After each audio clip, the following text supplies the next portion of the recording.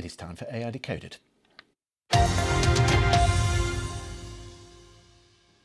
We are returning this week to a theme we've touched on before, certainly worthy of more attention given recent developments. Robots on the battlefield, AI-powered drones in the air, on land, even beneath the sea. We've got an extraordinary film to show you this week, which really does underscore the cat and mouse game that's being played that is driving this autonomous revolution.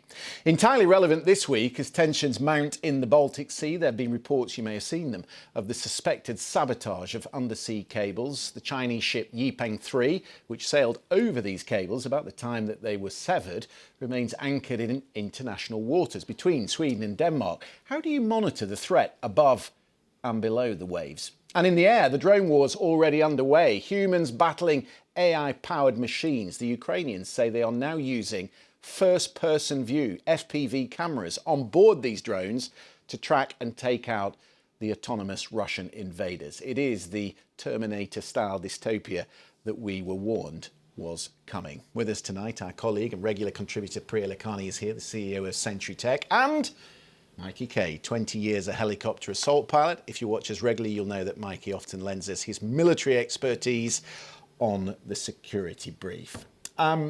This is the scary part of AI that we have discussed several times through this series. What are we going to see tonight when we talk about these robots? Okay, so what we're going to see is how modern warfare is turning into autonomous systems. It's like the war of the robots, right? Which is really, really scary.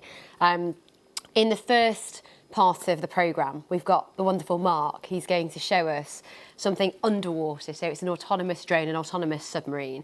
And it's really interesting. So BAE Systems have developed this submarine and it's modular. So Christian, it can host, different types of payloads, from something that can help you with surveillance underwater, something that can carry autonomous weapons, something that can help you identify where maintenance is required. And in one of the stories that you just picked out, you were talking about the undersea cables, and we've seen, so there's many reasons why you need to monitor what's going on under the water. And so this sort of cable pipeline damage can happen because of accidental damage, because of fishing, because of shipping. You get natural disasters. So in Taiwan, you had the 2006 earthquake that caused multiple cables to be damaged, and it created huge disruption in the telco and internet sectors. Then you've got sabotage, and sabotage is all about this kind of hybrid warfare. And we saw that with the Nord Stream pipeline, so in 2022, where they have said that that was sabotage, but then there was I think they stalled investigating it any further. So what we're about to see in terms of these unmanned submarines, right, is the ability to monitor, surveil, not have people at risk, and then they're using, which we can talk about a little bit later, but state-of-the-art is at the heart of this, is some artificial intelligence technology called Nautomate, which they've developed. Okay. We'll talk about that in a second. Let's watch Mark's package. He's been on the south coast of England, having a look at this new technology. Something stirs below the waves just off England's south coast. The submarine that's just surfaced right next to us doesn't have a human crew. It isn't being remotely controlled. It's a fully autonomous vessel capable of making some of its own decisions. It's called Hearn. It's designed to operate completely independently. It's still in its testing phase, and here in this harbour we're going to see it perform some stealthy surveillance manoeuvres. A collaboration between BAE Systems and Canadian company Cellular Robotics, it's been created with military use in mind. This is the first time it's shown off its capabilities in UK waters. Today it will demonstrate a covert intelligence gathering mission.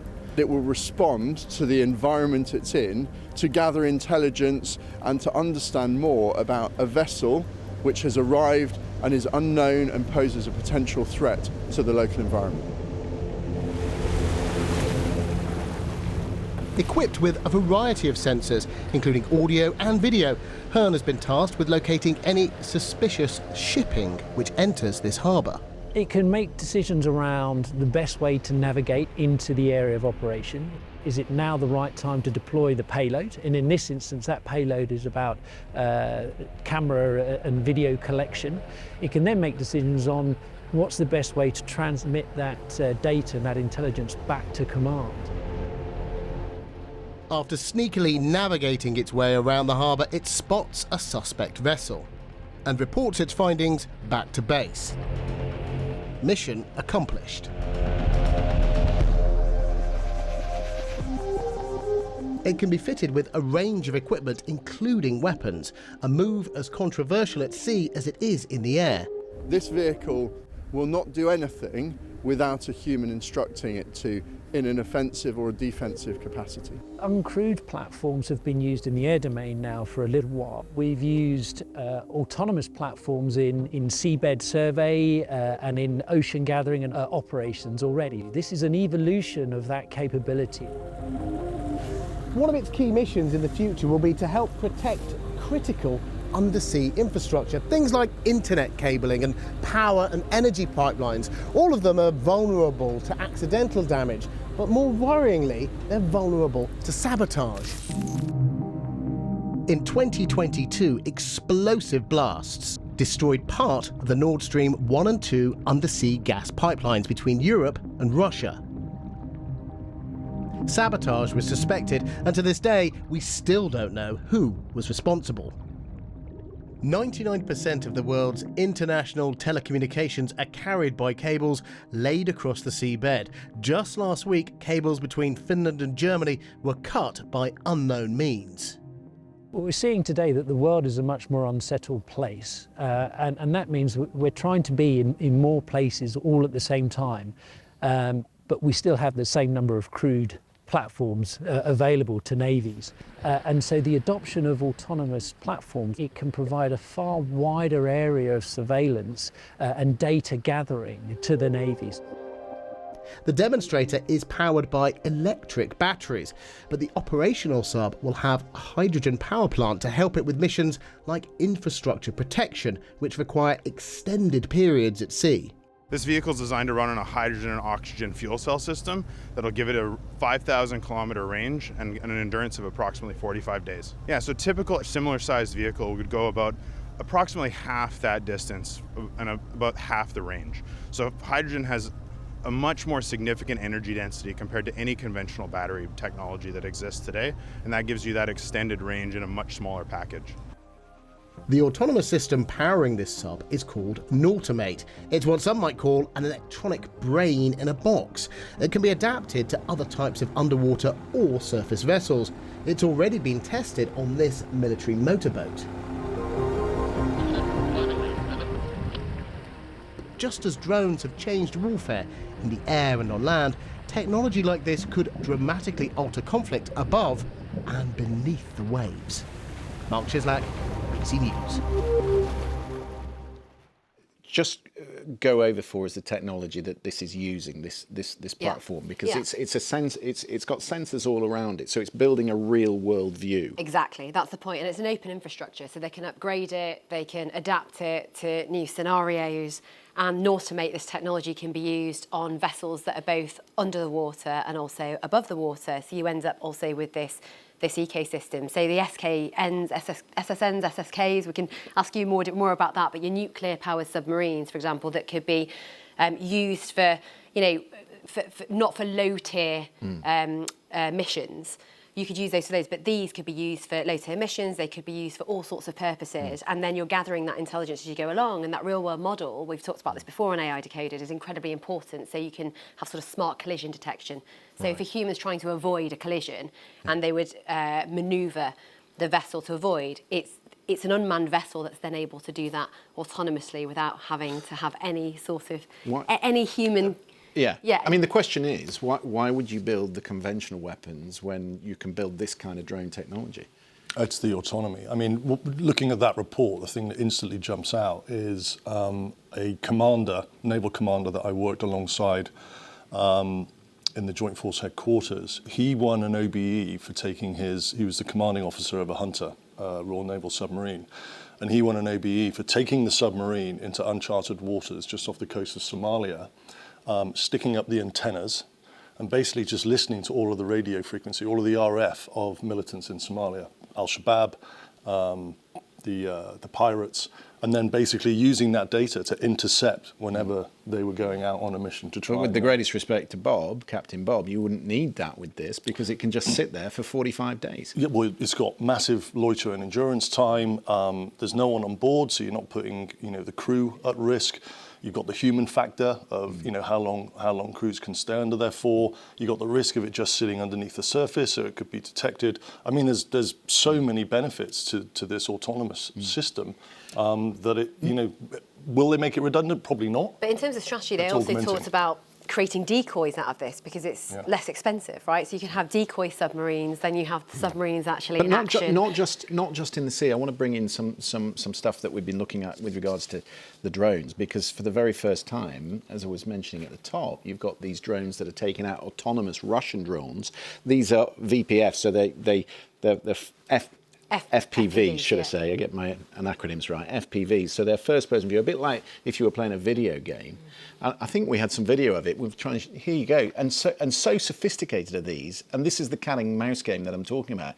Is that you've now got the Russian drones taking evasive measures. The drone that it's focusing on there is ducking and weaving because it's being tailed by one of these high-tech Ukrainian drones. And this is where we're getting to, where the machine is chasing the machine. Yeah. I mean, what's interesting about that drone is that drone is unlikely to have a camera on the rear of it, so it can't see the attacking drone behind it. So the attacking drone on FPV has got all of the advantage, and all it needs to do is make a collision with it and take it out. But what we're seeing there is just one. Imagine now you've got 30 of them. It becomes a very, very different problem from the... And that's the drone wars that we're talking about. The drone wars, and also because if you're using artificial intelligence technology, they could sort of rearrange themselves like a swarm, right? And so you would essentially overwhelm the skies. And so the Ukrainian arms minister put it really well when he said it will be the war of the robots. And Christian, I was looking at AI Decoded when I was on with Mikey and yourself some time ago. And some of our wonderful viewers who comment at the bottom of the YouTube channel that we put this on, one of them was saying this is Terminator drones, he said just great. And then Kratz Creed 8427 was likening this to a sci-fi film. And actually when you read this and you see what's really going on in the skies, over Ukraine, it doesn't feel like anything less than a sci-fi film. But here's the thing, we talked on the security brief recently about the spending review that's underway, the 5 ships that have just been taken out, Chinooks, Pumas. Why would you spend money on that sort of kit? Why are the Chinese and the Russians spending money on that kind of kit when they can be disabled? I mean, we've seen it with the Ukrainian sea drones almost keeping the Black Sea fleet in dock because they can't cope with these drones. Yeah, I mean, when I was in strategic military planning inside the Ministry of Defence, we used to coin it as in terms of procurement, it was the war versus a war. A war being having to protect yourself conventionally, using conventional, ships, tanks, aircraft, and then the war, which is what we were fighting in Afghanistan and Iraq at the time, which was all about counter-terrorism, counter-insurgency, counter-IED. The Iranians made the EFP, explosively formed projectile, which basically ruined every single US tank that went into Fallujah. And so it's constantly trying to get ahead of that attack curve, but you need the money to do it. And then there's the procurement timelines. So it's about trying to find the balance of the war versus a war. OK, coming up, 1,000 days of Russia's invasion and a boom in high-tech manufacturing. Is the war in Ukraine taking us to a whole new level in conflict and innovation? Eric Schmidt certainly thinks so. The Google CEO says future wars will be fought entirely by AI-powered drones. He's urging the US military to do away with the useless tanks. All that coming up. Around the world and across the UK, you're watching BBC News.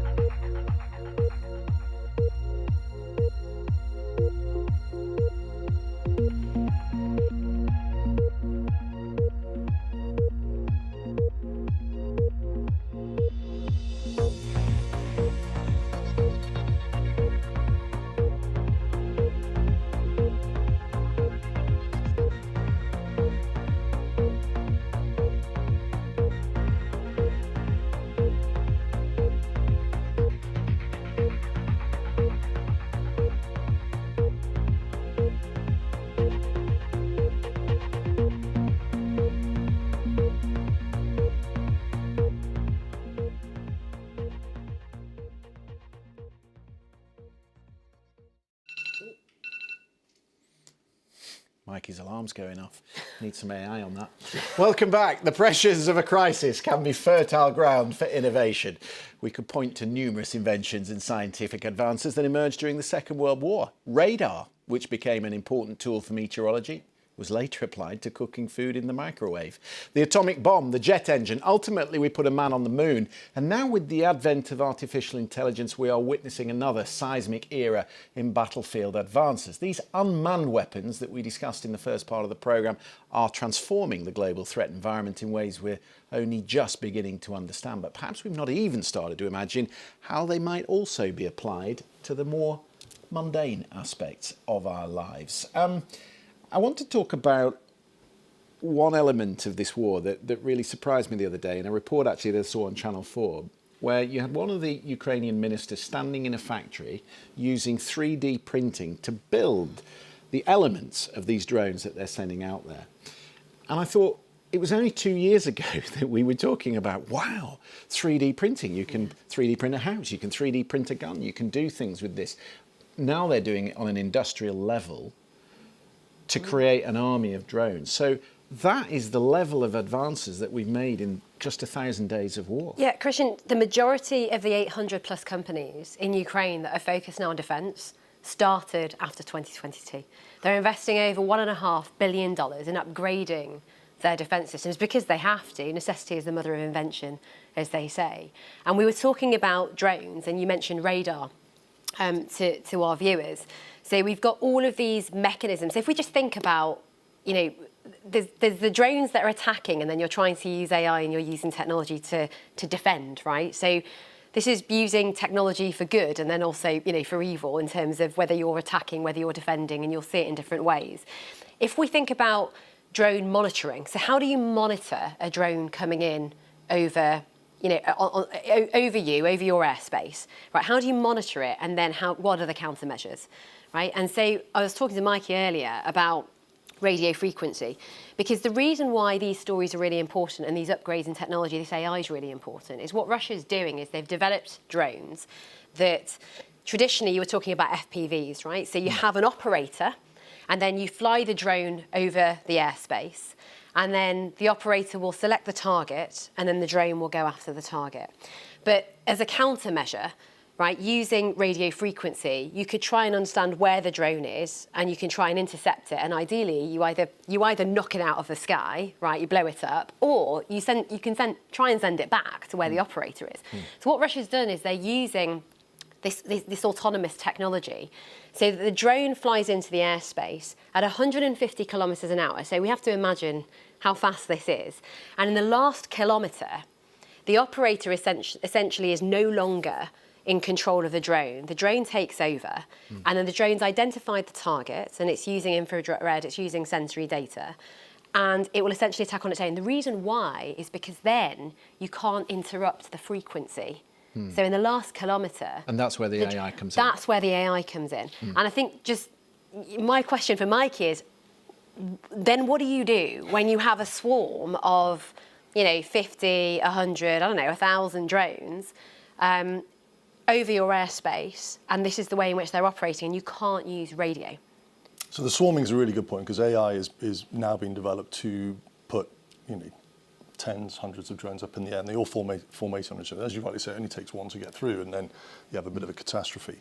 So it's a layered defense system. The Americans have got something called CLWS, which is Compact Laser Weapon System. The US Marine Corps have just started deploying that, and the Brits are using something called AUKUS, which has a very good radar on it, augmented by another radar called Giraffe, which is from Sweden.